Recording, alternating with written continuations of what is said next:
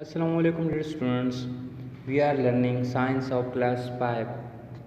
बच्चों आज हम साइंस का 5वां यूनिट किंगडम एनिमेलिया स्टार्ट करेंगे।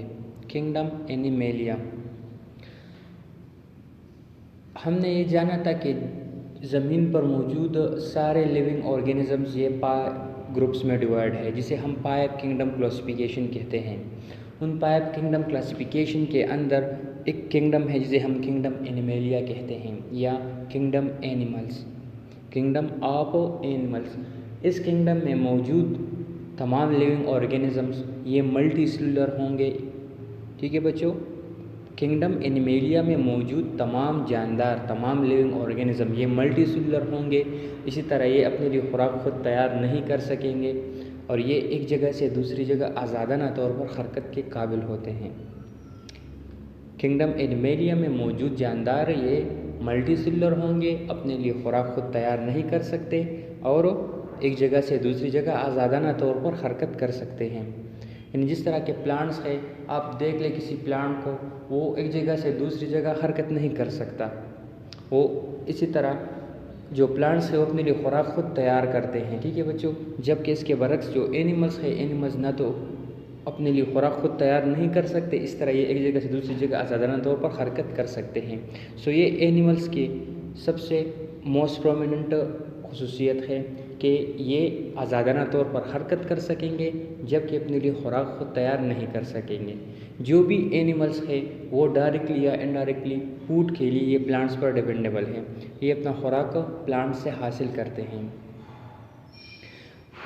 आज हम क्लासिफिकेशन ऑफ एनिमल्स पढ़ेंगे इसके अंदर, यानी ये जो एनिमल्स है ये फिर फर्दर बहुत सारे ग्रुप्स में डिवाइडेड है।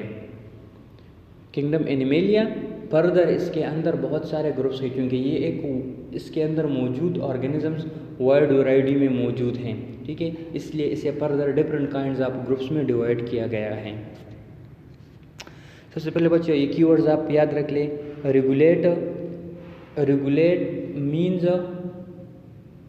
काबिल बनाना, ठीक है, या रेगुलेट्स मीन चलाना या किसी चीज़ के मुताबिक डालना। ठीक है, रेगुलेट मीन किसी चीज़ के मुताबिक डालना।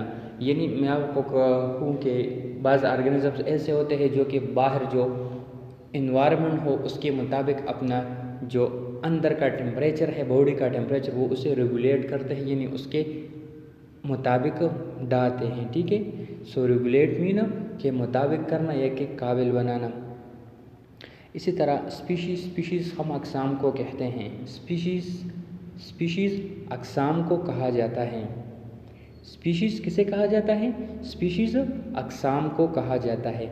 यानी जो डिफरेंट एनिमल्स हैं उनके डिफरेंट स्पीशीज़ होते हैं। अगर मैं कहूँ बर्ड्स, तो बर्ड्स ये एक एनिमल ग्रुप है, इसके अंदर बहुत सारे स्पीशीज़ है। ठीक है, वैरायटी ऑफ स्पीशीज़ है इसके अंदर। इसी तरह गिल्स, सो गिल्स जो है ना, ये जो फिशेस है उनके सांस लेने का एक ऑर्गन है। जिस तरह हम सांस फेफड़ों के ज़रिए लेते हैं, बिल्कुल इसी तरह जो फिश है या दूसरे आबी जानदार है वो गिल्स के ज़रिए सांस लेते हैं। सो गिल्स फिशेस का या दूसरे आबी जानदार मीन वो एनिमल्स जो कि पानी में रहते हो, उनका निज़ाम तनफ़ुस या उनका आज़ाए तनफ़ुस, ठीक है, जिस आज़ा के साथ, जिस ऑर्गन के साथ वो सांस लेते हैं उसे हम गिल्स कहते हैं। पानी में रहने वाले जानदार जिस ऑर्गन के ज़रिए सांस लेते हैं उसे हम गिल्स कहते हैं। जिस तरह के हम ह्यूमंस या दूसरे एनिमल्स वो फेफड़ों के ज़रिए सांस लेते हैं ना, लंग्स के ज़रिए, बिल्कुल इसी तरह जो आबी जानदार है, वो जानदार जो कि पानी के अंदर रहते हो, वो गिल्स के ज़रिए सांस लेते हैं। सो रेगुलेट मीन के मुताबिक बनाना या के मुताबिक डालना। ठीक है, ख़ुद को माहौल के मुताबिक या अपने अंदर का जो टेम्परेचर है, बॉडी का जो टेम्परेचर है, वो माहौल के मुताबिक करना। स्पीशीज़ मीन अक़साम, डिफरेंट काइंड्स ऑफ अक़साम। इसी तरह गिल्स हम आबी जानदारों के सांस लेने का आज़ा। Now classification of animals. Animals are divided into two groups on the basis of backbone. जो animals है ये बैकबोन के बेस पर यानी रीढ़ की हड्डी के बेस पर टू ग्रुप्स में डिवाइडेड है। तमाम एनिमल्स ये रीढ़ की हड्डी के बेस पर यानी रीढ़ की हड्डी के बुनियाद पर टू ग्रुप्स में डिवाइडेड है। वो कौन कौन से हैं? Vertebrates and invertebrates. Vertebrates and invertebrates. Vertebrates वो जानदार है या वो एनिमल्स है जिनके बॉडी के अंदर रीढ़ की हड्डी मौजूद हो, यानी उनका जो ये बैक बोन है ये मौजूद हो। वो एनिमल्स जिनका बैक बोन मौजूद है उसे हम वर्टिब्रेट्स कहते हैं। वर्टिब्रेट्स ये अमूमन लार्ज साइज़ वाले एनिमल्स होंगे, यानी बड़े बड़े जानदार होंगे। इसी तरह इसके वर्टिब्रेट्स के बॉडी के अंदर बोन्स का एक वेल डेवलप स्ट्रक्चर मौजूद होगा जिसे हम स्केलेटन कहते हैं। जबकि इसके बरक्स जो इनवर्टिब्रेट्स है, ये इनवर्टिब्रेट्स वो जानवर है, वो एनिमल्स है जिनके अंदर रीढ़ की हड्डी मौजूद ना हो, जिनके बॉडी के अंदर रीढ़ की हड्डी मौजूद ना हो। वर्टिब्रेट्स हम उन इनवर्टिब्रेट्स हम उन एनिमल्स को कहते हैं। ये जो इनवर्टिब्रेट्स हैं ये अमूमन छोटे छोटे जानदार होते हैं। ये जो कीड़े मकोड़े हैं, इंसेक्ट्स, फ्लाइज वगैरह, ये तमाम इनवर्टिब्रेट्स में शामिल हैं। इनवर्टिब्रेट्स के बॉडी के अंदर बोन्स नहीं होंगे जिस तरह के वर्टिब्रेट्स के बॉडी के अंदर थे। सो इनवर्टिब्रेट्स के बॉडी के ऊपर एक सख्त सा रिजिड सा स्ट्रक्चर होगा, ठीक है, जिसे हम एक्सोस्केलेटन कहते हैं। और यही एक्सोस्केलेटन इनवर्टिब्रेट को सपोर्ट और प्रोटेक्शन देते हैं। जिस तरह के वर्टिब्रेट्स के अंदर बोन्स थे, ठीक है, different kind of bones vertebrates के बॉडी को सपोर्ट देते हैं, बिल्कुल इसी तरह इनवर्टिब्रेट्स के अंदर ये जो एक्सोस्केलेटन है, जो काइटिन नामी केमिकल से एक रिजिड सा स्ट्रक्चर बनता है, सख्त सा, वो इनवर्टिब्रेट्स को सपोर्ट देते हैं।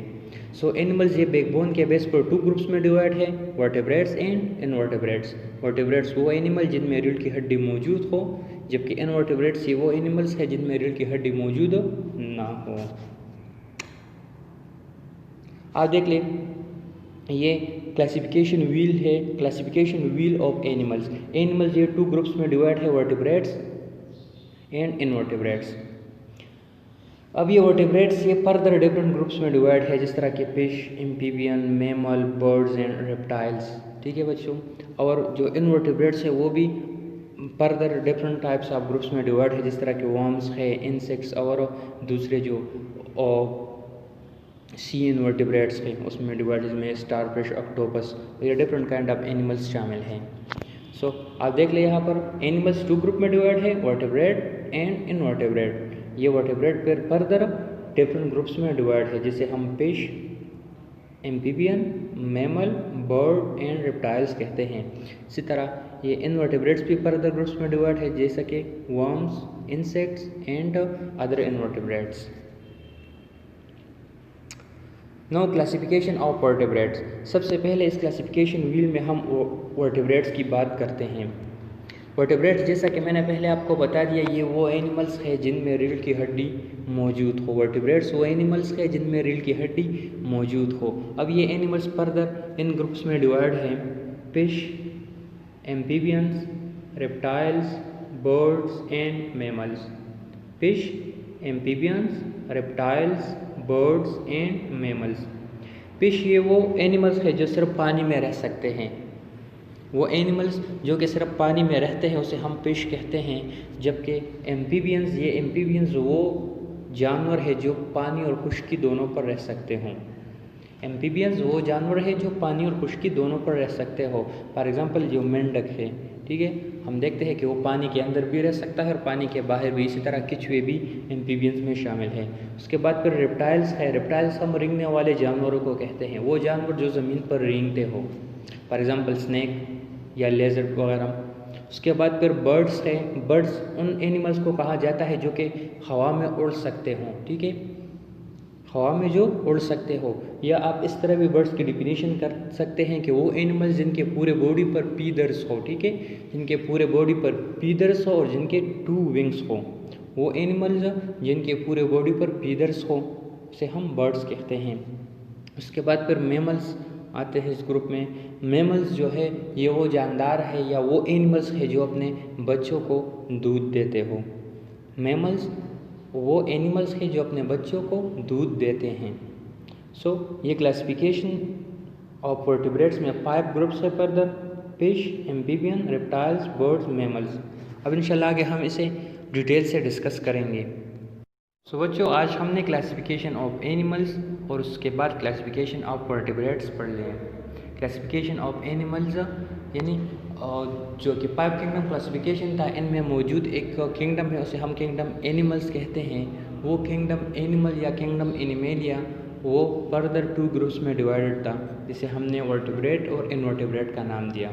इसी तरह किंगडम एनिमेलिया में मौजूद जो मेंबर्स है वो मल्टी सेलुलर होंगे, ठीक है, यानी बहुत सारे सेल से मिलकर बने होंगे। इसी तरह वो हेट्रोट्रोप्स होंगे, यानी अपना खुराक खुद तैयार नहीं कर सकेंगे, जबकि वो आज़ादाना तौर पर हरकत करने के काबिल होंगे, जो किंगडम एनिमेलिया के मेंबर्स हैं। उसके बाद फिर हमने क्लासिफिकेशन ऑफ वर्टिब्रेट्स पढ़ लिया, यानी जो वर्टिब्रेट्स है इनकी क्लासिफिकेशन, यानी एनिमल्स ग्रुप ये आगे 2 ग्रुप में डिवाइडेड है, vertebrates and invertebrates on the basis of their backbone. On the basis of backbone, animal are divided into 2 groups, vertebrates and invertebrates.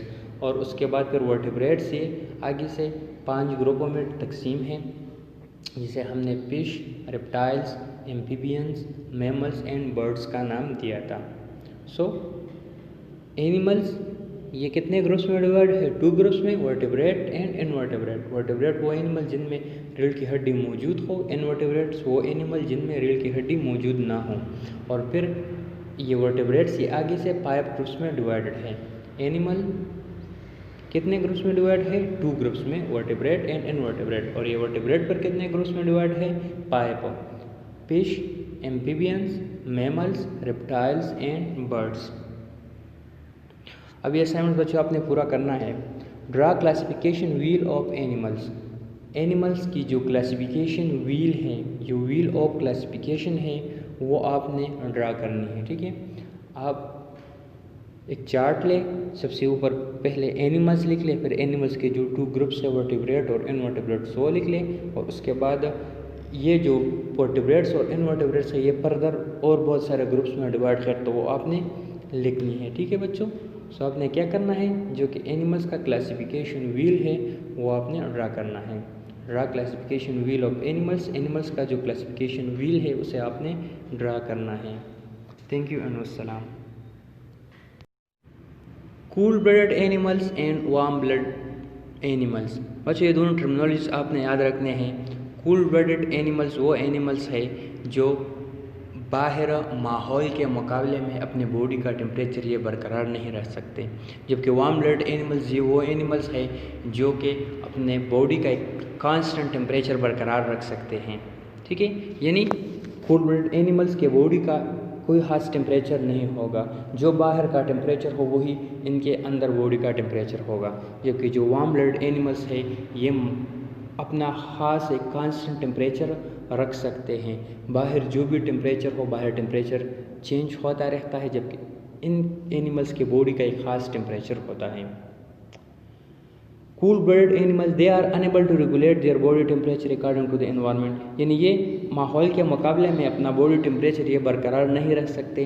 They are warm when their environment is warm and vice versa. जब बाहर का माहौल ये गर्म हो तो इसके अंदर बॉडी का टेम्परेचर ये भी बढ़ जाएगा, जबकि बाहर का टेम्परेचर अगर लो हो तो इनके बॉडी का टेम्परेचर भी लो होगा। हम अक्सर सोचते हैं कि फिश जो है ये इतनी सर्दी में और बर्फ़ जैसे ठंडे वाटर में किस तरह रह सकता है, कि हम चंद मिनट के लिए इन ठंडे पानी के अंदर हाथ नहीं डाल सकते, और ये जो फिशेस है ये पूरी सर्दी इन वाटर के अंदर रहती है, तो ये किस तरह रहती हैं।